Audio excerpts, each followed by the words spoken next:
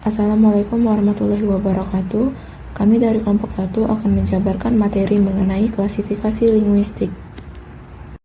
Seiring dengan berkembangnya studi linguistik historis komparatif di Eropa pada abad ke-20, para ahli bahasa mulai mengklasifikasikan bahasa-bahasa yang ada di dunia ini. Klasifikasi tersebut dilakukan dengan melihat kesamaan ciri yang ada pada setiap bahasa. Menurut Greenberg, pada tahun 1957, suatu klasifikasi yang baik harus memenuhi persyaratan non-arbitrer, ekshaustif, dan unik. Namun di dalam praktik membuat klasifikasi itu, ternyata 3 persyaratan yang diajukan oleh Greenberg tidak dapat dilaksanakan, sebab banyak sekali ciri-ciri bahasa yang dapat digunakan untuk membuat klasifikasi tersebut. Begitupun pendekatan untuk membuat klasifikasi tidak hanya satu, tetapi banyak. Yang terpenting dan bisa disebutkan di sini adalah pendekatan genetis, pendekatan tipologis, pendekatan areal, dan pendekatan sosiolinguistik. Yang pertama, klasifikasi genetis, atau disebut juga sebagai klasifikasi genealogis, di mana suatu bahasa berasal dari turunan bahasa yang lebih tua atau bahasa proto. Menurut teori klasifikasi genetis ini, suatu bahasa proto akan pecah dan menurunkan 2 bahasa baru atau lebih. Kemudian bahasa pecahan tersebut akan menurunkan kembali bahasa-bahasa yang lain. Begitu seterusnya, sehingga membuat keadaan dari sebuah bahasa menjadi sejumlah bahasa lain dengan cabang-cabang dan ranting-rantingnya beri gambaran seperti batang pohon yang terbalik. Karena itulah, penemu teori ini, Althusser, menamakannya teori batang pohon pada tahun 1866. Kemudian pada tahun 1872, J. Smith melengkapi teori batang pohon dengan teori gelombang. J. Smith mengatakan bahwa perkembangan atau perpecahan bahasa itu dapat diumpamakan seperti gelombang yang disebabkan oleh sebuah batu yang dijatuhkan ke tengah kolam, di mana semakin mendekati titik jatuh batu akan tampak gelombang yang lebih tinggi, sedangkan semakin jauh dari titik jatuh batu, maka gelombangnya akan semakin kecil. Maksudnya adalah bahasa yang tersebar dekat dengan pusat penyebarannya akan mempunyai ciri-ciri yang tampak jelas sama dengan bahasa induknya. Tetapi yang lebih jauh dari pusat penyebaran, maka ciri-cirinya akan lebih sedikit, dan yang paling jauh mungkin akan sedikit atau mungkin juga sudah sukar untuk dilihat. Klasifikasi genetis dilakukan berdasarkan kriteria bunyi dan arti, yaitu atas kesamaan bentuk atau bunyi dan makna yang dikandungnya. Bahasa-bahasa yang memiliki sejumlah kesamaan seperti itu dianggap berasal dari bahasa asal atau bahasa proto yang sama. Sejauh ini, hasil klasifikasi yang telah dilakukan dan banyak diterima orang secara umum adalah bahwa bahasa-bahasa yang ada di dunia ini terbagi ke dalam 11 rumpun besar, yaitu rumpun Indo-Eropa, rumpun Hamito-Semit atau Afro-Asiatik, rumpun Carinil, rumpun Dravida, rumpun Austronesia yang disebut juga Melayu Polinesia, rumpun Kaukasus, rumpun Finno-Ugris, rumpun Paleo-Asiatis atau Hiperbolis, rumpun Ural-Altai, rumpun Sino-Tibet, dan rumpun bahasa-bahasa Indian.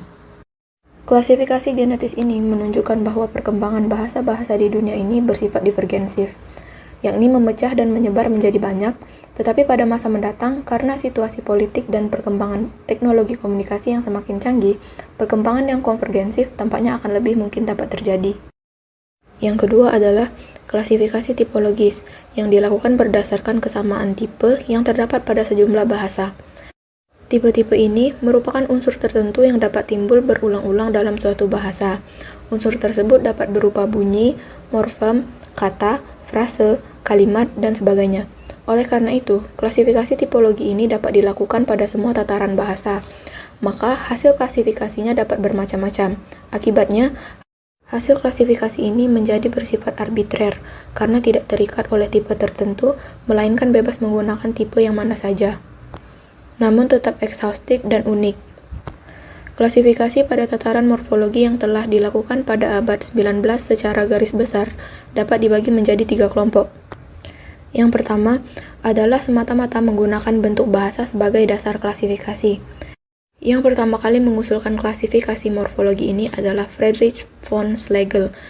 Dia membagi bahasa-bahasa di dunia ini pada tahun 1808 menjadi 2 kelompok, yaitu kelompok bahasa berafiks dan kelompok bahasa berfleksi.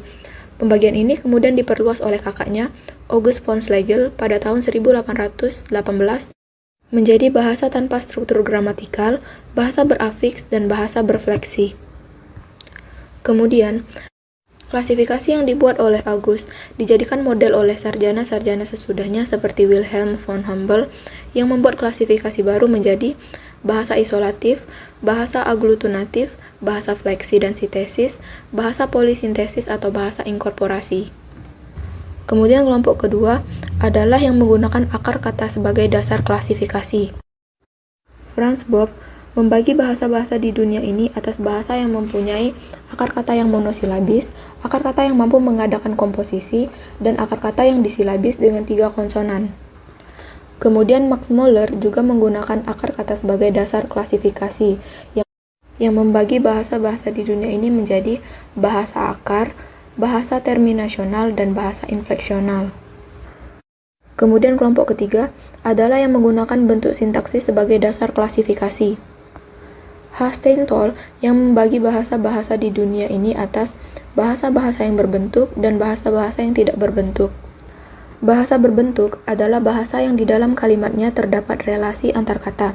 Bahasa yang terbentuk ini dibagi lagi menjadi bahasa kolokatif, bahasa derivatif dengan jukstaposisi, bahasa kolokatif, bahasa derivatif dengan jukstaposisi, bahasa derivatif dengan perubahan pada akar kata, dan yang terakhir bahasa derivatif dengan sufiks yang sebenarnya.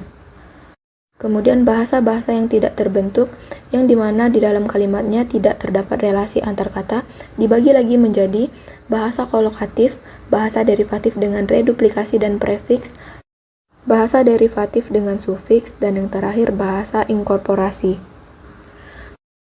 Franz Mistelli kemudian mengembangkan gagasan Stendhal mengenai bahasa tidak berbentuk menjadi bahasa dengan kata yang berbentuk kalimat, bahasa isolatif akar, bahasa isolatif dasar, bahasa juxtaposisi, dan bahasa dengan kata yang jelas. Pada abad ke-20, ada juga dibuat pakar klasifikasi morfologi dengan prinsip yang berbeda. Misalnya yang dibuat oleh Sapir pada 1921 dan J. Greenberg pada 1954. Edward Sapir menggunakan 3 parameter untuk mengklasifikasi bahasa-bahasa yang ada di dunia ini. Ketiga parameter itu adalah konsep-konsep gramatikal, proses-proses gramatikal, dan tingkat penggabungan morfem dalam kata. Berdasarkan parameter 1, yaitu konsep-konsep gramatikal, dibedakan adanya bahasa relasional murni sederhana, bahasa relasional murni kompleks, bahasa relasional campuran sederhana, dan bahasa relasional campuran kompleks. Berdasarkan parameter 2, ada bahasa isolatif, aglutunatif, fungsional, dan simbolik. Lalu berdasarkan parameter 3, ada bahasa analitis, sintetis, dan polisintesis. Kemudian, J. Greenberg mengembangkan gagasan Sapir dalam suatu klasifikasi yang lebih bersifat kuantitatif dengan mengajukan 5 parameter. Parameter yang pertama menyangkut jumlah morfem yang ada dalam sebuah kalimat. Yang kedua, menyangkut jumlah sendi atau juncture yang terdapat dalam sebuah konstruksi. Parameter ketiga, menyangkut kelas-kelas morfem yang membentuk sebuah kata. Yang keempat, mempersoalkan jumlah afiks yang ada di dalam sebuah konstruksi.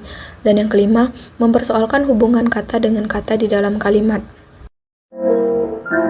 Klasifikasi areal dilakukan berdasarkan adanya hubungan timbal balik antara bahasa yang satu dengan bahasa yang lain di dalam suatu areal atau wilayah, tanpa memperhatikan apakah bahasa itu berkerabat secara genetik atau tidak. Klasifikasi ini bersifat arbitrer karena dalam konteks sejarah, bahasa-bahasa itu memberikan pengaruh timbal balik dalam hal-hal tertentu yang terbatas. Klasifikasi ini pun bersifat non-akaustik, sebab masih banyak bahasa-bahasa di dunia ini yang bersifat tertutup, dalam arti belum menerima unsur-unsur luar. Selain itu, klasifikasi ini pun bersifat non-unik, sebab ada kemungkinan sebuah bahasa dapat masuk dalam kelompok tertentu dan dapat pula masuk ke dalam kelompok lainnya.